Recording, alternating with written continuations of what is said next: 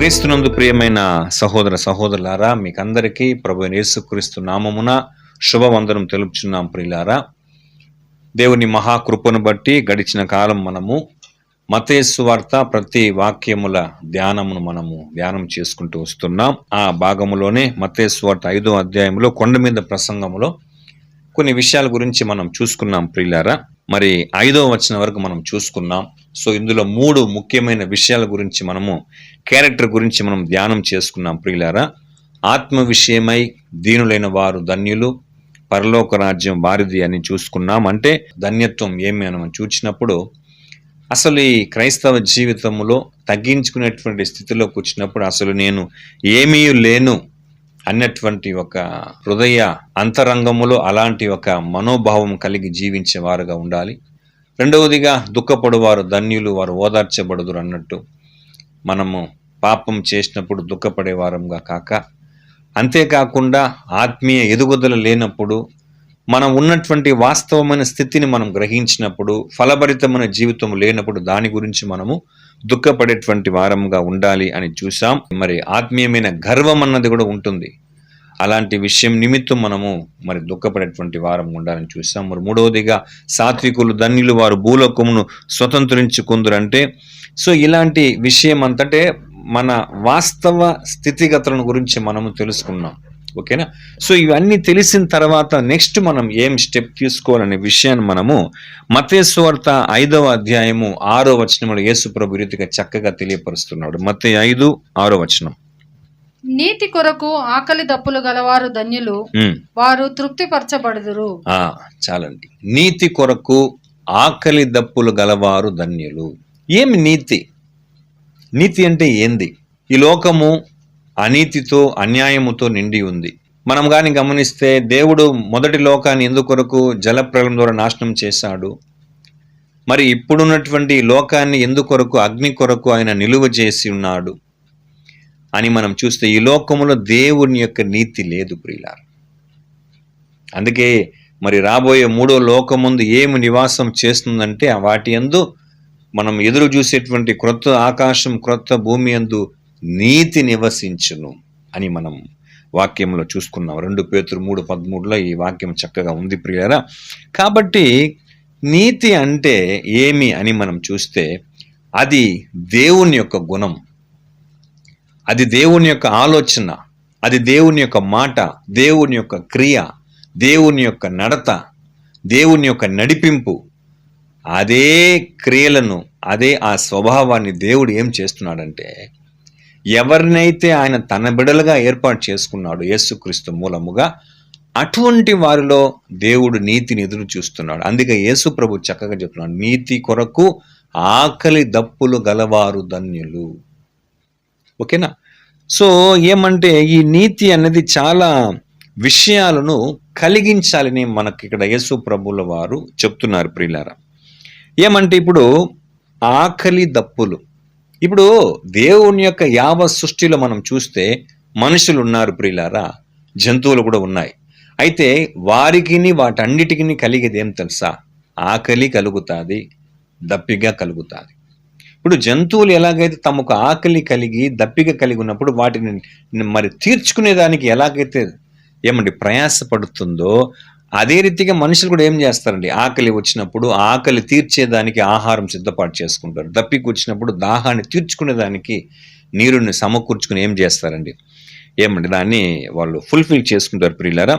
So అలాగానే ఏం చేయాలంటే మనం కూడా ప్రియులారా ఈ నీతి విషయంలో మనం ఆకలి కలిగి ఉండాలంట. నీతి విషయంలో మనము దప్పిక కలిగి ఉండమని మన ప్రభు అయిన యేసుక్రీస్తు మనకు చెప్తున్నాడు ప్రియులారా. ఎందుకంటే ఇది శరీరములో వాస్తవంగా చూస్తే ఈ ఆకలి, ఈ దప్పిక అన్నది మన శరీర ఆరోగ్య పరిస్థితికి చాలా ముఖ్యం. ఫర్ ఎగ్జాంపుల్, ఒక వ్యక్తికి ఆకలి వేయడం లేదంటే, ఒక వ్యక్తికి దప్పిక వేయడం లేదంటే వాడు నిజంగా ఒక రోగి అయి ఉన్నాడని అర్థం. ఓకేనా? సో అదే రీతిగానే ఇక్కడ కంపేర్ చేస్తే, అంటే ఇప్పుడు ఆకలి దప్పులు అనే దానికి నీతి విషయం వీటిని కలిగి ఉండాలంటే అప్పుడు ఎంత ఇంపార్టెన్స్ యేసు ప్రభువుల వారు నీతి విషయమే మనకు కలిగించమంటున్నారండి. ఎట్లయితే ఒకడు ఆకలి దప్పు లేకపోతే వాడు ఎట్లా వ్యాధిగ్రస్తుడో, సో అది కలిగించుకునేదానికి వాడు ఎట్లా వెళ్ళి వైద్యుని ఆశ్రయిస్తాడో, అదే రీతిగా మనం కూడా ఏం చేయాలండి. ఇప్పుడు ఒక వ్యక్తికి ఆకలి వస్తే ఆహారం ఇవ్వాలా, దప్పిక వస్తే దాహమును తీర్చుకోవాలా ప్రియులారా. ఓకేనా.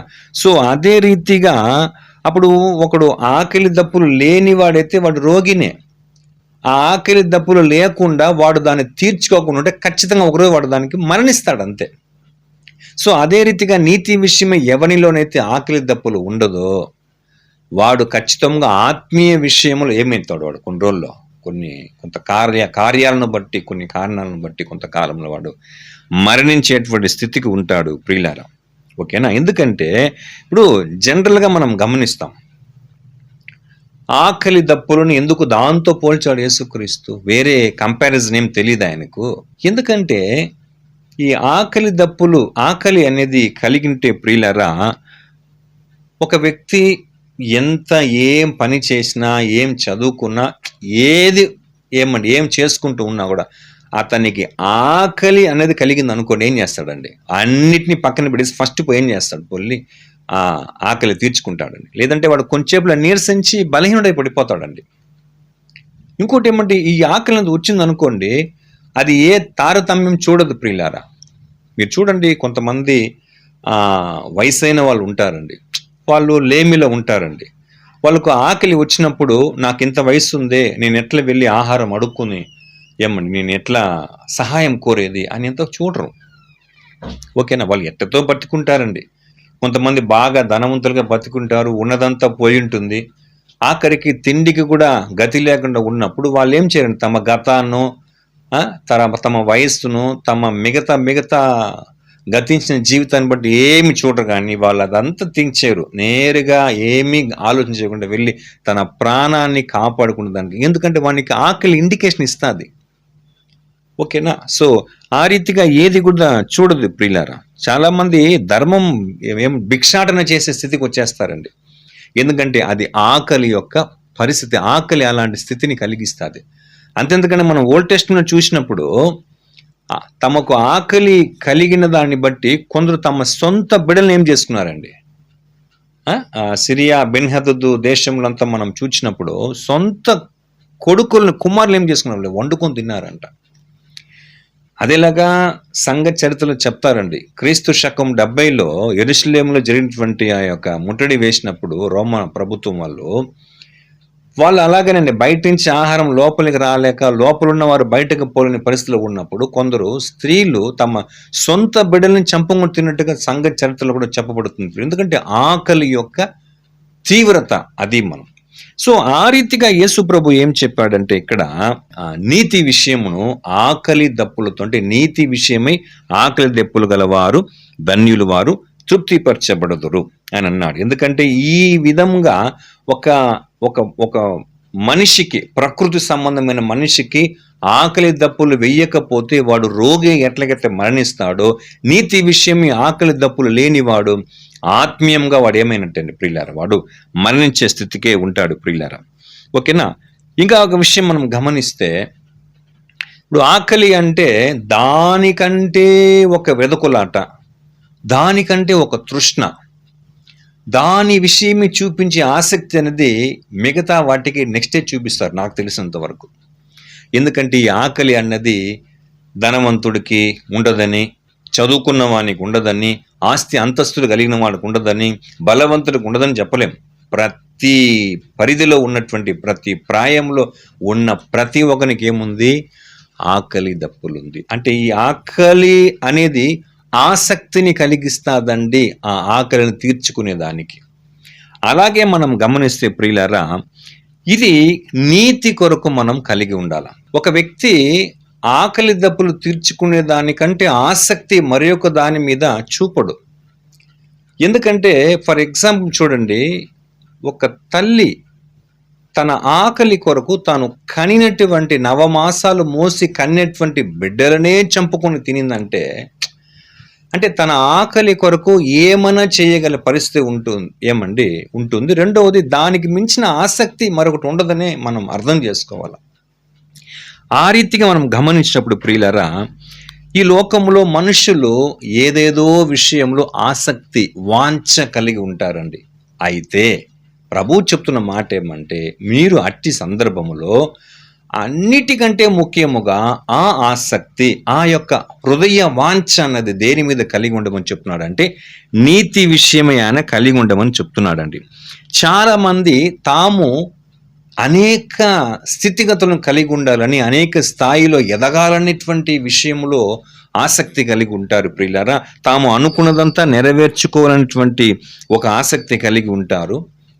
అలాంటి విషయంలో ఆకలి దప్పులు కలిగేంత పరిధిలో ఏం చేస్తారండి, ఇంట్రెస్ట్ కలిగి ఉంటారు ప్రియులారా. ఫర్ ఎగ్జాంపుల్, కొంతమంది సేవకులు ఉన్నారండి. ఏమంటే, నశించిపోతున్న ఆత్మల కొరకు ఏమండి చాలామంది ఆసక్తి కలిగి ఉంటారు.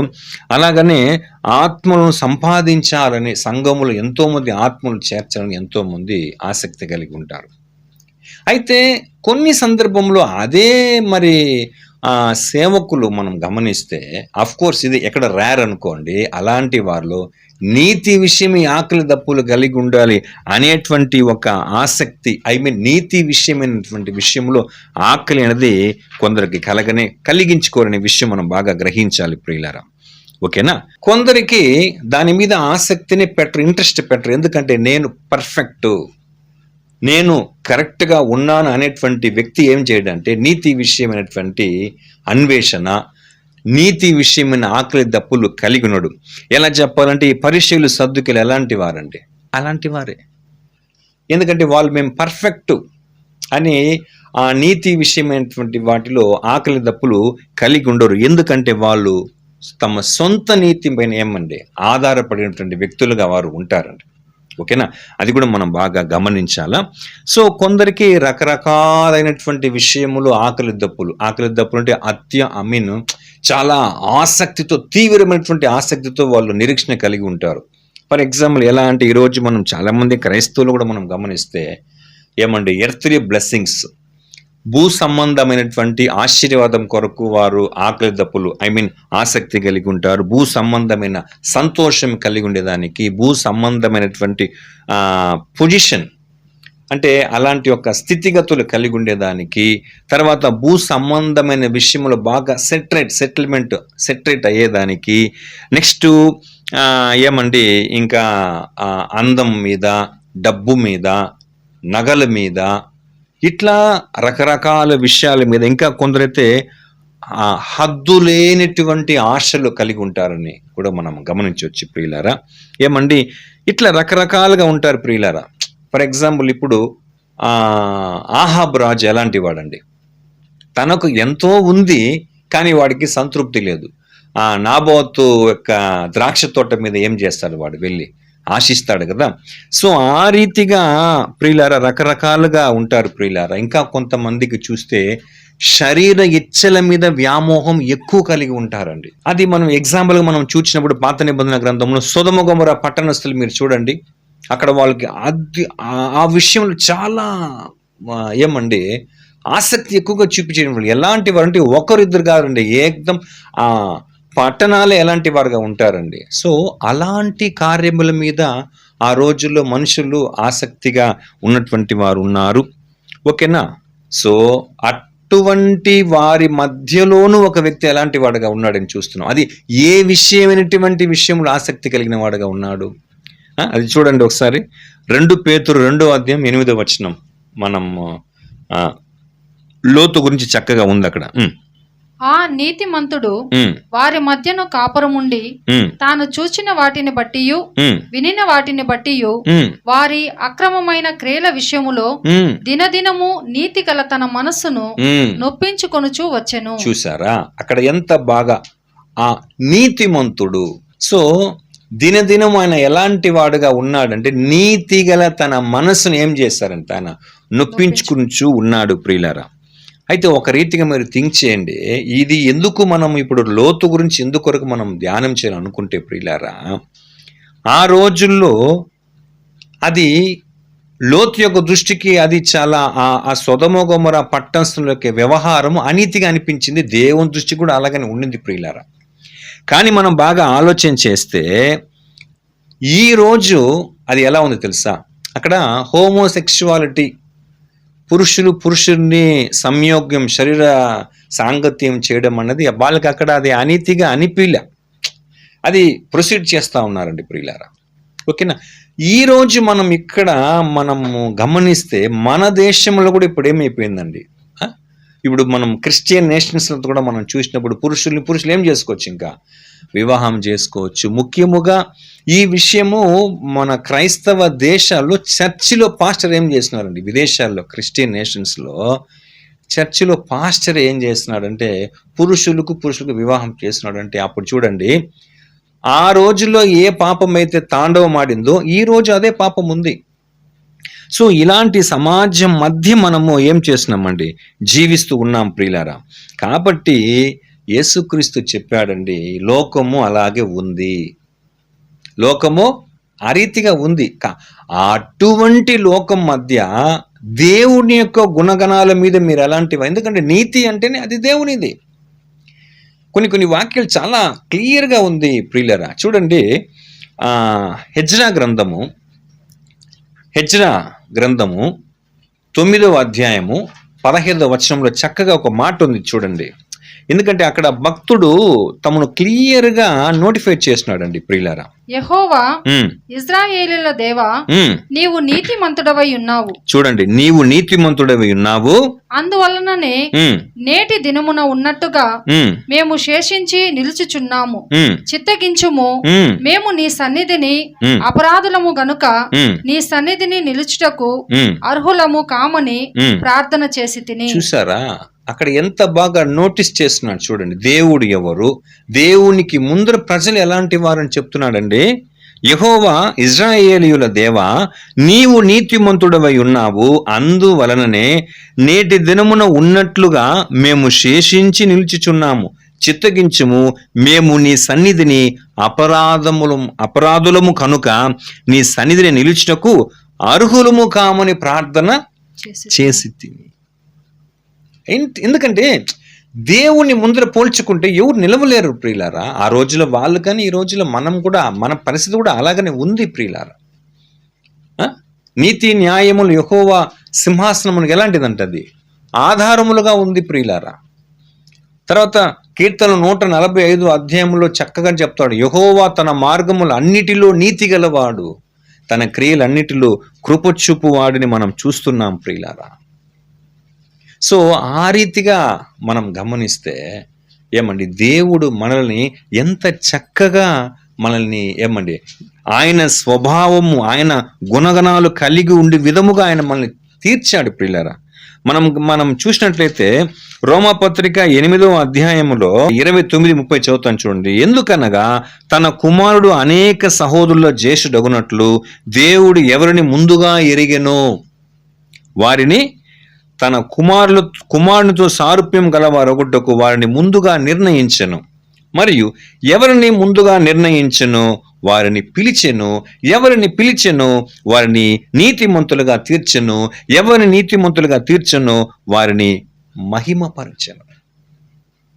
ఇప్పుడు బేసిక్గా మనుషుల దగ్గర దేవుడి నీతి లేదు. అలనాటి మనస్సాక్షి యుగంలో కానీ, పితరుల యుగంలో కానీ, యూదుల యుగంలో కానీ లేదదే. సో దానికి దేవుడు ఏం చేశాడండి, ఆయన మనల్ని నీతిమంతులుగా చేశాడు. ఎలాగా? మనకు ఏమండి, అందరికి తెలిసిన వాక్యమే కదా. 2 కొరింథీ 5:21 చదువుతాను చూడండి. ఎందుకనగా మనం ఆయన యందు దేవుని నీతి అగునట్లు పాపం మెరుగుని ఆయనను మన కోసం పాపముగా చేసెను. సో బేసిక్లీ బైబిల్ ఏం చెప్తుంది, నీతిమంతుడు లేదు, ఒక్కడైనను లేడు. అయితే అలాంటి లోకం మధ్య దేవుడు తన కుమారుని పంపించి మనము దేవుని నీతి అగునట్లు పాపం మెరుగుని ఆయన ఏం చేస్తారండి, పాపముగా చేసి నీతి అంటే ఏమి, న్యాయం అంటే ఏమి అని క్రీస్తు మూలము ఏం చేశాడు, ఆయన మనకు బయలుపరిచాడండి. ఇదంతా కూడా ఇది క్రీస్తు లేనిదే మనకేం రాలేదు, మనకు నీతి రాలేదు కదా.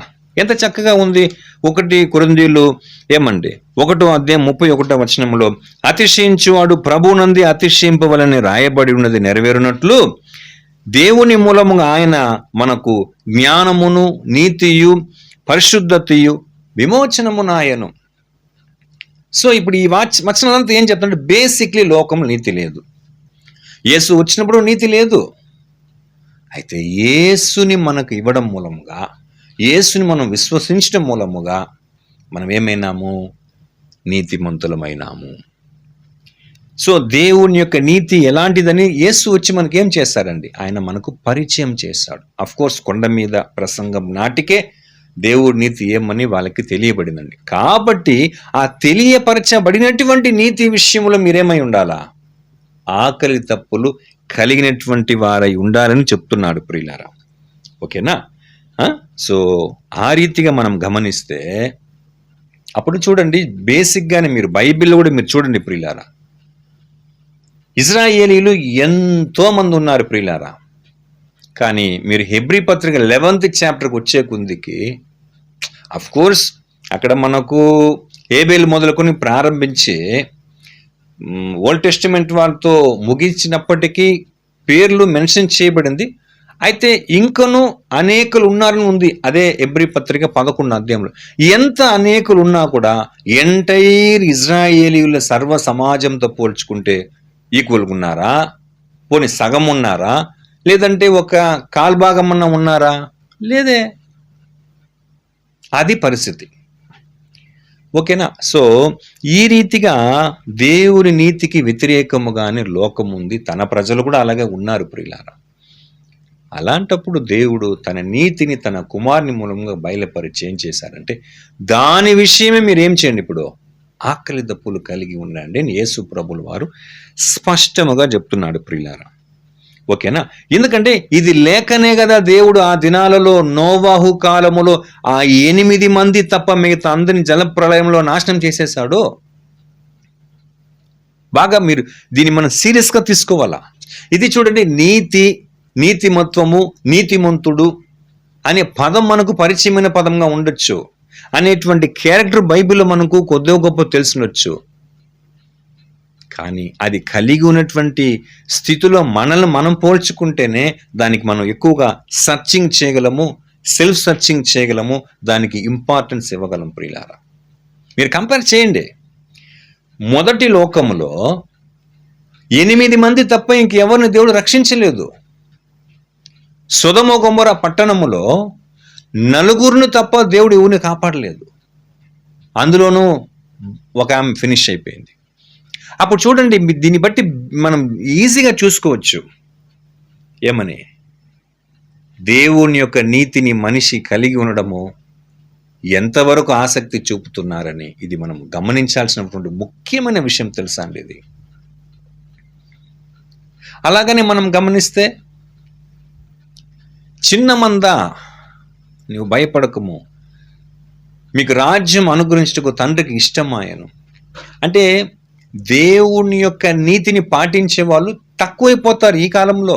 పిలువబడిన వారు అనేకులు, ఏర్పరచబడిన వారు కొందరు, మరణం వరకు నమ్మకం ఉన్నవారు మరీ కొందరు.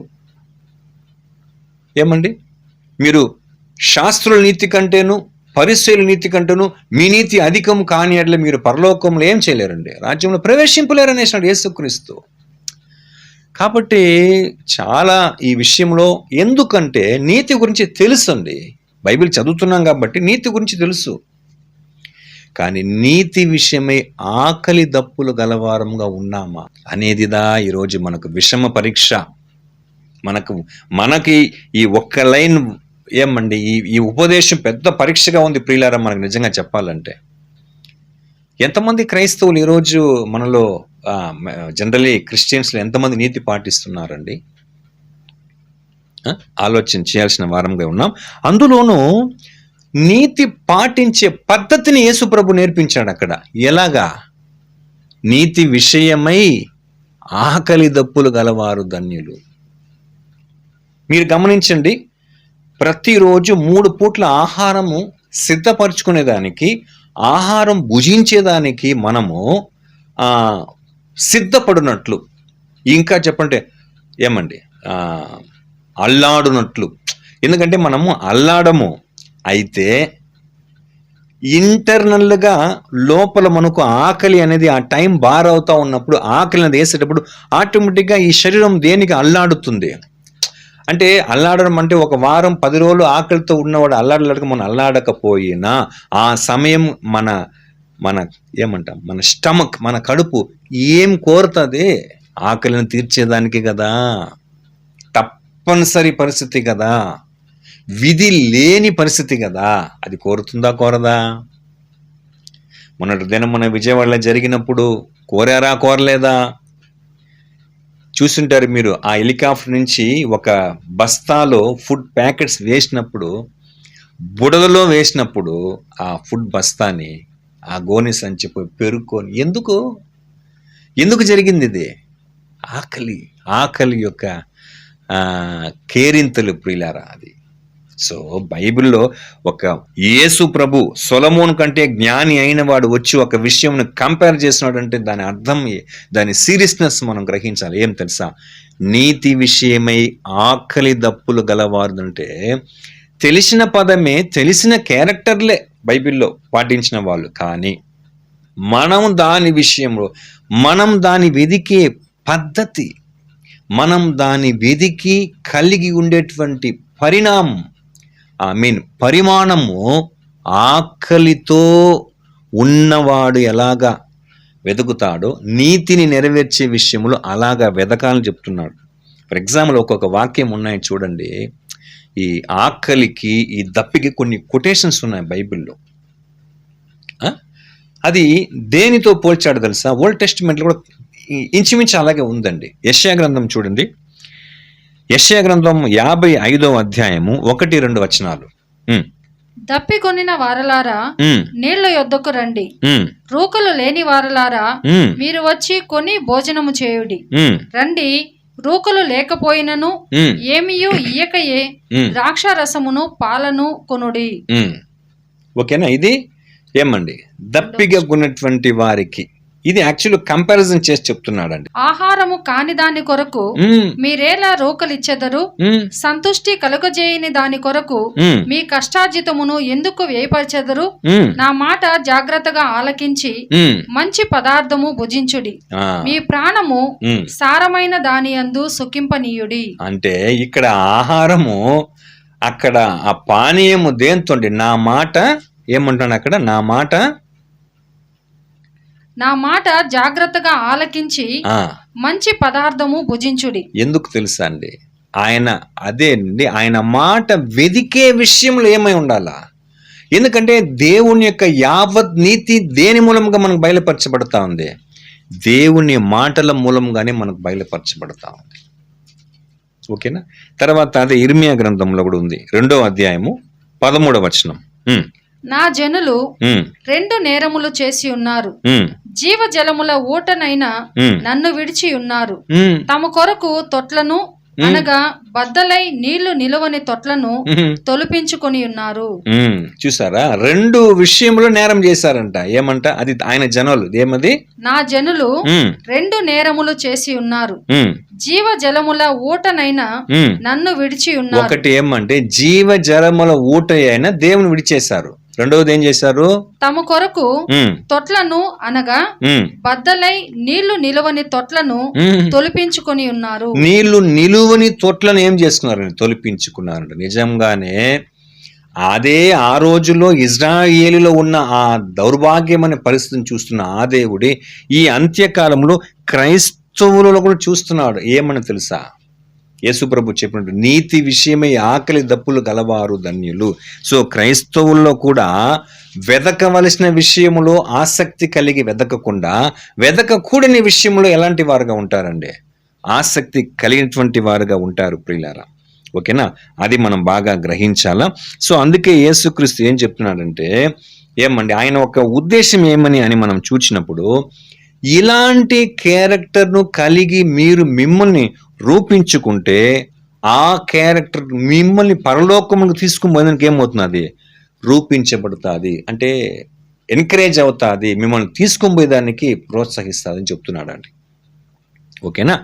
ఏమంటే అయితే ఒకటి మనం గమనించాలి బాగా, ఇప్పుడు ఈ నీతి వెదికే విషయంలో మనకు నీతిని కలిగి ఉండాలన్నా, నీతిని ఆసక్తితో వెదికేటువంటి విషయం ఉండాలన్నా మనకు కొన్ని కష్టమైన పరిస్థితి వస్తుంది, మనకు నొప్పి కలిగే పరిస్థితి వస్తుంది.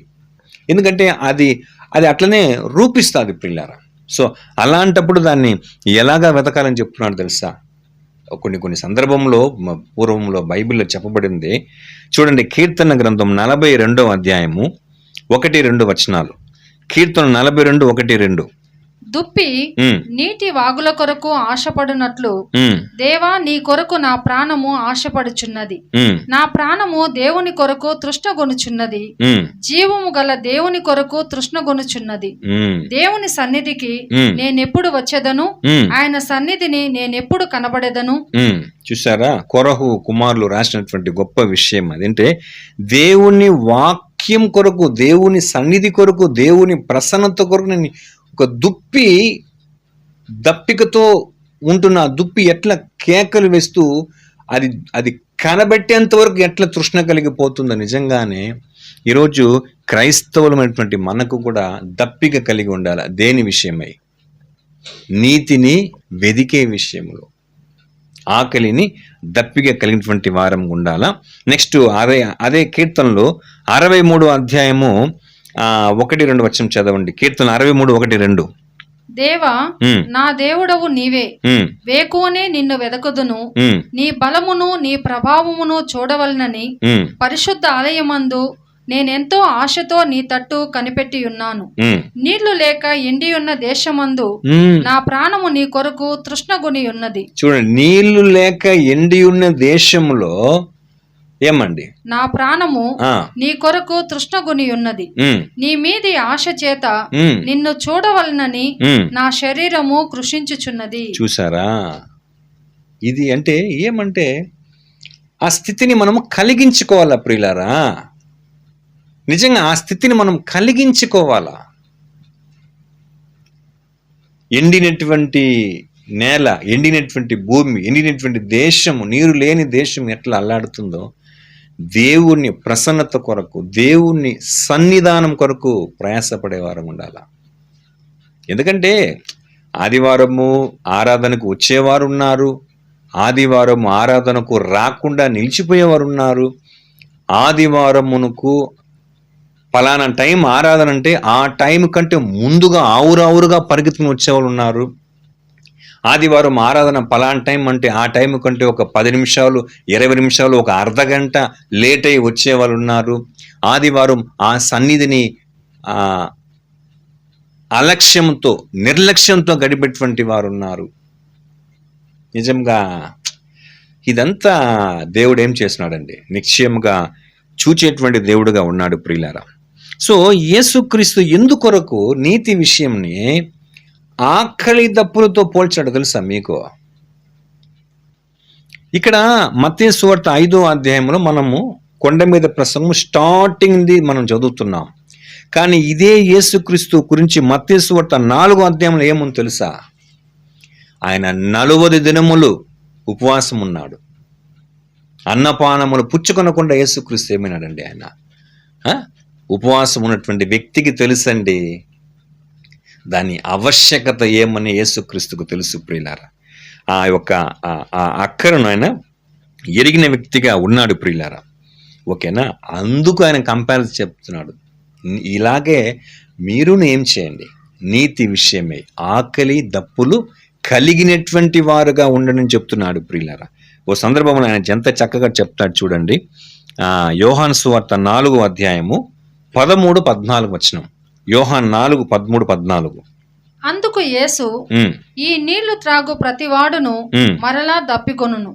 నేనిచ్చు నీళ్లు త్రాగు వాడెప్పుడును దప్పికొనడు.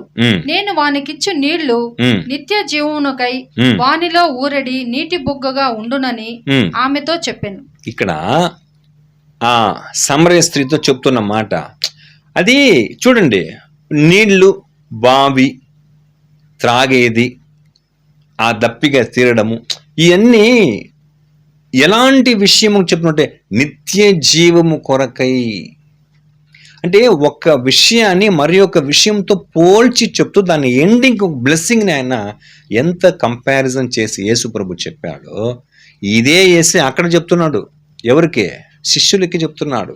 అక్కడ ఉన్నటువంటి ప్రజలను ఉద్దేశించి ఆయన చెప్తున్నటువంటి విషయం ఏమిటంటే, నీతి విషయమై ఆకలి దప్పులు గలవారు ధన్యులు.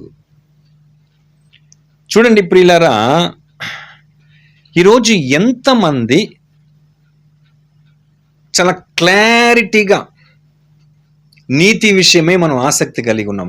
క్లారిటీగా చెప్తున్నాను, నేను అడుగుతున్నాను.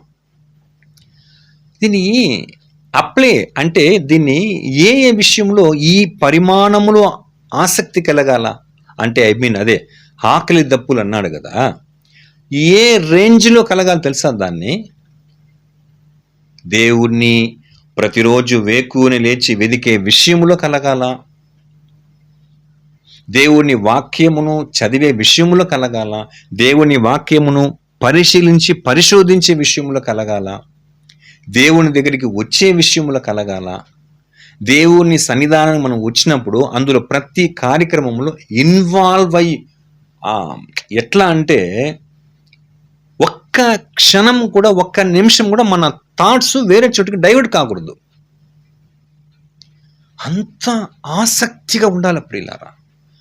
మీరు చూడండి, ఓసారి నేను గమనిస్తూ ఉంటానండి.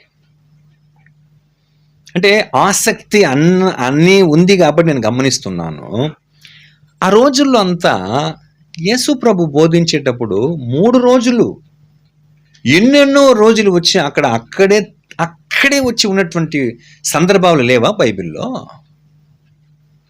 చీకటి అయిపోతుంది కాబట్టి వీళ్ళు ఇక్కడి నుంచి వెళ్ళి వాళ్ళ కొరకు వాళ్ళ ఆహారం సిద్ధపరచుకోలేరు. ప్రభువాని వచ్చి శిష్యులు వచ్చేసి ప్రభుత్వం వచ్చిన అప్పుడు ఆ అటెండెన్స్ అంటే యేసు ప్రభువులు వచ్చినప్పుడు వాళ్ళు ఎలాగంతా అక్కడ సమయాన్ని గడిపిన వారుగా ఉన్నారండి. అంటే వాళ్ళ ఆసక్తి ఎలాగుంది. అపోస్తలుడైన పౌలు రాత్రంతా బోధిస్తాడంట. ఏమండి ఆలోచన చేయండి, రాత్రంతా బోధిస్తూ ఉంటాడంట. ఆ కిటికీ కాడ ఒకడు యవనస్తును కూర్చొని ఉంటాడు. నిద్ర మత్తులో అక్కడి నుంచి కింద పడిపోతాడు. 2 అంతస్తు నుంచి కింద పడిపోతాడు. చచ్చిన వాడిలాగా పడిపోతాడు. నేరుగా పౌలు అదే పనిగా మళ్ళీ కిందకి వెళ్ళి చూసేసి లేదు వీడు చావలేదు. అంటే వాళ్ళ ఆసక్తి ఎన్ని రోజులు వాక్యం చెప్పినా వింటారు. ఏమండి తర్వాత రాత్రింబొగులు వాక్యం చెప్పినా వింటారు. అన్కంఫర్టబుల్ సౌకర్యం లేకుండా ఉండి వాక్యాలు విన్నటువంటి వారిని చూస్తున్నాం. కానీ ఇప్పట్లో నేను సండే ఆరాధనలో చూస్తున్నానండి, మెసేజ్ చాలా ఇంట్రెస్ట్గా పోతూ ఉంటుంది. నేను మైక్ తీసుకుని చార్ట్ని చాలా ఇంట్రెస్ట్గా ఎక్స్ప్లెయిన్ చేస్తూ ఉంటాను. లేచిపోతూ ఉంటారు, ఒకరు బాత్రూమ్ పోతారు, ఒకరు ఇంకో దేనికో లేచిపోతూ ఉంటారు. అంటే అది ఏమండి అఫ్కోర్స్ అది వాళ్ళకు ఉండొచ్చు, ఒక అవసరత ఉండొచ్చు. కానీ నాకు వచ్చిన ఇది ఎందుకు నేను ఇక్కడ చెప్తున్నానంటే ప్రియులారా, నేను ఎందుకు చెప్తున్నానంటే ఇది నేను కూడా ఎన్నో ఏళ్ళుగా బైబిల్ స్టడీ విన్నా, గంటలుగా విన్నటువంటి రోజులు ఉన్నాయి. మాది బర్మగారి ఇంటికి మేము 2001 నుంచి 2003 సంవత్సరం వరకు ఏమండి 3 సంవత్సరాలు మేము ఇక్కడి నుంచి అందరిపోయినప్పుడు ఒక్క రోజుకి 4 సబ్జెక్టులు విన్న రోజులు ఉన్నాయి. బ్రదర్ వర్మ మాకు ఇంట్లో కూర్చోపెట్టి అట్లా సోఫాలో కూర్చోపెట్టి ఆయన కూర్చుని వాక్యం చెప్పేటప్పుడు మేము ఎవరు నీళ్ళకని పోయింది కాదు, మేము ఎవరికి నెంబర్ 1 కని నెంబర్ 2 కని పోయిన వాళ్ళం కాము. ఎన్ని గంటలు కూర్చొని వాక్యం చెప్పినా అన్ని గంటలు ఆసక్తిగా వినేటువంటి వారం. కానీ ఈరోజు మన వాళ్ళల్లో వచ్చేదే అంతంత మాత్రం. అంటే ఆ అంతంత మాత్రంలోనే ఆయా సమయంలో కూడా లేచి అప్పుడప్పుడు వెళ్తాను అంటే నాకు అక్కడ తెలిసిపోతా ఉంది. మీరు అనుకోవచ్చు బాడీ ప్రాబ్లం కదా అని. ఏమండి మీరు ఇదే బాడీనే కదా మేము కూడా ఆ రోజులో కలిగి ఉన్నాము, ఇదే బాడీనే కదా ఆ రోజులో అపోస్తల కాలము యేసుప్రభు కాలము కలిగినటువంటి వారుగా ఉన్నారు. ఎందుకంటే ఒక ఎక్స్ప్లెనేషన్ చేసేటప్పుడు అక్కడ కట్ అయింది అనుకోండి, ఇంకేం లేదు, అక్కడ కనెక్టెడ్ ఉండదు, మీకు అక్కడ ఉండదు. కాబట్టి ఏమండి ఆసక్తి అనే విషయం ఇది ఎంత ఒక అటెండెన్స్లో లిస్ట్ కింద వస్తుంది ఇవన్నీ. ఇక నెక్స్ట్ నీతి విషయంలో పాటించే విషయంలోకి వస్తే అఫ్కోర్స్ ఇప్పుడు నేను చెప్పేది ఏమంటే, ఇప్పుడు విశ్వాసులు లేదు అదే మేము సేవకుడికి అవసరం ఉండదా? బోధకుడికి అవసరం అంతా రావా? అవన్నీ రావా? ఎందుకు రావు? మాకు ఉంటాయి. ఎందుకు దాని మేము వేరే ఎందుకు వెళ్ళలేమంటే అక్కడదా ఉందండి విషయమే. ఓకేనా? రెండవది కార్యాచరణలో పెట్టడంలో ఉంది. ఈరోజు ఎంతమంది మనము దేవుని నీతి విషయమై ఆసక్తి కలిగి ఉన్నాము? నీతి విషయమై ఎంతమంది ఆసక్తి కలిగినటువంటి వారమై ఉన్నాం ప్రియులారా? మనం ఆలోచన చేస్తే సత్యం ఎరిగిన వాళ్ళలోనే కనుమరుగైపోతా ఉందండి. మాట్లాడే విషయంలో, నిజం పలకడంలో, సత్యం పలకడంలో నీతి కావాలి. ప్రవర్తించే ప్రవర్తన తీరులో, రుజువు అవ్వవలసినటువంటి విషయములో నీతి లేదు. ఇప్పుడు ఎప్పుడైతే మనం సజీవ యాగంగా సమర్పణ చేసుకున్నామో అక్కడ దాని అర్థం ఏమి? నా సొంత కోరికల కొరకు, సొంత ఆశల కొరకు నేను నాంది పలుకుతున్నాను, నా సొంత ఆశ ప్రకారం నేను ఉండనని చెప్పి దాన్ని మీరితే దాని అర్థం ఏమి? అది నీతి విషయమే ఆకలి దప్పులు కలిగినటువంటి జీవితమా అనేదంతా ఏమంటే అదే చెప్తున్నాండి, అవలీలగా నీతిని దాటేస్తారండి చాలా సందర్భంలో. ఎందుకంటే ఎట్లా దేవుడు వచ్చి ఎవరిని సొకాయ పట్టుకొని నిలదీయడు. ఓకేనా? సో అట్లంతా నిజంగా అయిపోతుంది ప్రియులారా. సో అట్లా కాకుండా ఏమండి మనము ఈ విషయములు చాలా జాగ్రత్తగా, ఈ నీతి విషయం ఎత్తుకుంటే చాలా చెప్పొచ్చు. యాక్చువల్లీ నీతి విషయం తీసుకుంటే 500 వచనాలకు పైన ఉంది బైబిల్లో, తెలుసా మీకు? 500 వచనాలకు పైన ఉందండి. అలా అన్నీ తీసుకుంటే మనకు చాలా టైం పడుతుంది. ఓకేనా? కాబట్టి ప్రియులారా, మనము ఏమండి నీతి విషయంలో ఎలా ఉన్నామండి? తెలియని విషయం అయితే కాదు, నాకు తెలిసినంత వరకు ఇది తెలిసిన విషయమే. ఇది నిజంగా మనకందరికీ తెలిసినటువంటి విషయమే ప్రియులారా. చూడండి, పేతురు రాసిన మొదటి పత్రిక 2వ అధ్యాయము 24వ వచనం. 1 పేతురు 2:24. మనము పాపముల విషయమై చనిపోయి నీతి విషయమై జీవించినట్లు ఆయన తానే తన శరీరమందు మన పాపములను మ్రాను మీద మోసుకొనెను. ఆయన పొందిన గాయముల చేత మీరు స్వస్థత నొందితిరి. మనకు నీతిమత్వం అనేది ఎలా దొరికిందంట? సులభంగా దొరకలేదు మనకు. మనం నీతిమంతులమే, కానీ ఈ నీతిమత్వం అనేది మనకి అంత సులభంగా దొరికిందా? సో అది ఎంత గొప్పగా దొరికిందన్న ఆ అవగాహన మనకుంటేనే మనం దాన్ని కరెక్ట్గా మెయింటైన్ చేయగలుగుతాం. ఇంకోసారి చదువు దాన్ని. మనము పాపముల విషయమై చనిపోయి నీతి విషయమై జీవించినట్లు. ఇప్పుడు మనం పాపం విషయమై చనిపోవాలంట, నీతి విషయమై జీవించాలంట. ఇది కుదురుతా ఉందా? ఇది మన వల్ల అవుతా ఉందా? పాపం విషయమే చనిపోవాలండి, నీతి విషయమే జీవించాలి. ఇది కుదురుతా ఉందా? ఒకవేళ కుదరలేదంటే ఎందుకు కుదరలేదు తెలుసా? అదే మిగతా సగం. ఆయనే తానే తన శరీరమందు మన పాపములను మ్రాను మీద మోసుకొనెను. ఇప్పుడు మనకు నీతివంతమును యేసు ప్రభు ఎలాగా మనకి ఇచ్చాడంటే, ఆయనే మన పాపములను తన శరీరమందు మన పాపములను మ్రాను మీద మోసుకొనెను. చూడండి, తన శరీరమందు మ్రాను మీద మన పాపం ఏం చేశాడు? ఆయన మోసుకున్నాడండి. మన పాపాన్ని ఆయన తన శరీరమందు మ్రాను మీద మోసుకొని పోయినాడు. దాన్ని అంత ఆయన కష్టపడి మనకు ఈజీగా విశ్వాస విషయమే నీతిమత్వం ఇచ్చాడు. కానీ మనం ఏం చేస్తున్నాం? దాన్ని పాపం విషయమై చనిపోయి నీతి విషయం మనం బ్రతకడం లేదు అంటే, యేసు ప్రభు ఎంత కష్టపడి ఆ నీతిమత్వమును, నీతి వస్త్రమును మనకు తొడిగించాడో అది మనకేం కావడం లేదండి. ఎందుకని చెప్తున్నా అంటే, చాలా ఈజీగా నీతి తప్పిపోయేటువంటి కార్యాలు జరుగుతూ ఉంది క్రైస్తవులలో. ఈ నీతి మనకి ఎట్లా దొరికింది? ఎంత యేసు కష్టపడితే దొరికింది. పాపం ఎరుగని ఆయనను మన కోసము పాపముగా చేశాడు. ఎందుకు? మనము దేవుని నీతి అయ్యేదాని కొరకు చేశాడంటే, అప్పుడు చూడండి, పాపమును తగ్గ శిక్ష మనకిచ్చి, కోర్స్ ఇప్పుడు మనము కానీ అదే సిలువను మోసి, మనము కానీ అదే ఆ కొరడా దెబ్బలతో కొట్టి కొంచెం మెడిసిన్స్ అంతా మనకిచ్చి మీరు ఇంటికి వెళ్ళిపోండి, ఇంకోసారి మీరు నీతి తప్పినారంటే మీకు ఇదే పనిష్మెంట్ అంటే మనం పాపం చేస్తామా? రెండవది, నీతి మీరు ఇలాగంటే వెతకకపోతే మీకు ఇలాంటి పనిష్మెంట్ వీక్లీ వన్స్ ఉంటుందని చెప్పారు అనుకోండి. ఒకవేళ నీతి విషయమే ఆకలి దెబ్బలు కలగకుండా ఉంటే, యేసు ప్రభులాగా సిలువ మోసేది, యేసు ప్రభులాగా కొరడా దెబ్బలు కొట్టించుకునేటువంటి విషయంలో మీకు నీతి దొరుకుతుంది. మీరు ఇలాగా ఇంకోసారి పాపం చేసి ఈ పనిష్మెంట్ మీకు వస్తుంది. మీరు నీతి విషయమే ఆకలి దెబ్బలు కలగకపోతే మీకు మరలా ఇదే పనిష్మెంట్ వస్తుందంటే అప్పుడు మనం ఏం చేస్తాము? ఖచ్చితంగా ఫస్ట్ పాపం చెయ్యము, రెండవది నీతిని వెతుకుతాం, మూడవది నీతి విషయమై సీరియస్గా ఆకలి దప్పులు కలిగేటువంటి వారం ఉంటాం. మరి ఇవన్నీ మనం ఎందుకు మెయింటైన్ చేయడం లేదు? పాపం విషయమే చనిపోకుండా నీతి విషయం ఎందుకు మనం బ్రతకలేక? ఆఫ్ కోర్స్ మనలో ఎవరైనా బ్రతకలేకపోతున్నామంటే దానికి కారణం ఏమి తెలుసా? ఆ మిగిలిన సగం మళ్ళా చదువు దాన్ని.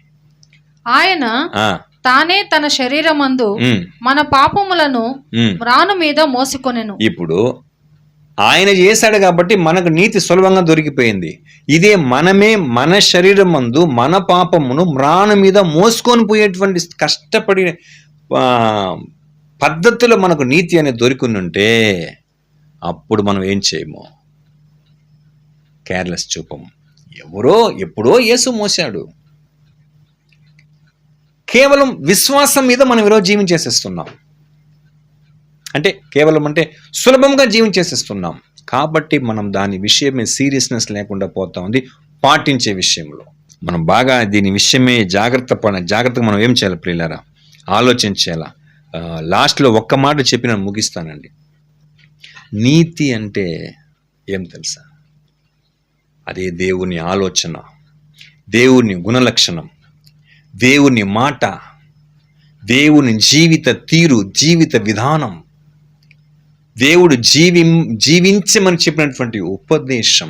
ఇప్పుడు దాని విషయమై మనం ఈ లోకములో నీతి చెడినటువంటి ఈ లోకంలో ఏం చేయాలి? మనము ఆ దేవుని మాట విని ఆ ప్రభు అయిన యేసుక్రీస్తు యొక్క నీతి వస్త్రమును ఆయన బలి యాగం చేత మనకు నీతి వస్త్రం కలిగి మనకు ధరింపచేశాడే, దాని విషయమై మనము ఏం చేయాలా?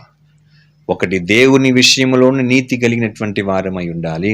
ఇంకోటి మన అందరి పొరుగువారు, కుటుంబము, సమాజం అనేటువంటి ఆ మనుషుల మధ్యలో మనం ఎలాంటి వారం ఉండాలా?